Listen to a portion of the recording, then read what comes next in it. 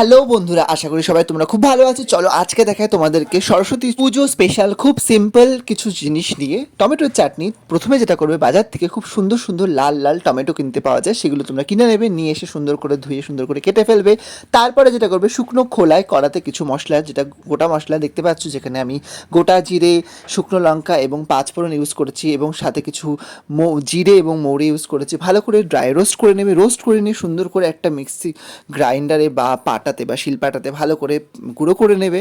সুন্দর একটা পেস্ট হয়ে যাবে বা গুঁড়ো হয়ে যাবে, যেটা এত ভালো অ্যারোমা আসবে, গোটা বাড়ি মমো করবে গন্ধে, এমন হবে বিয়ে বাড়ির মতো একটা ফ্লেভার চলে আসবে। সত্যি কথা বলছি, এই মশলাটা কিন্তু তোমরা যে কোনো রান্নায় ইউজ করতে পারো, যদি তোমরা করে রেখে দাও, ভাজা মশলা খুব কাজে দেয়। তারপরে কিছুক্ষণ ঢাকা দিয়ে টমেটোটা আমি সেদ্ধ করে নিলাম। সেদ্ধ হয়ে যাওয়ার পরে খুব সুন্দরভাবে টেনে এলো বিষয়টা।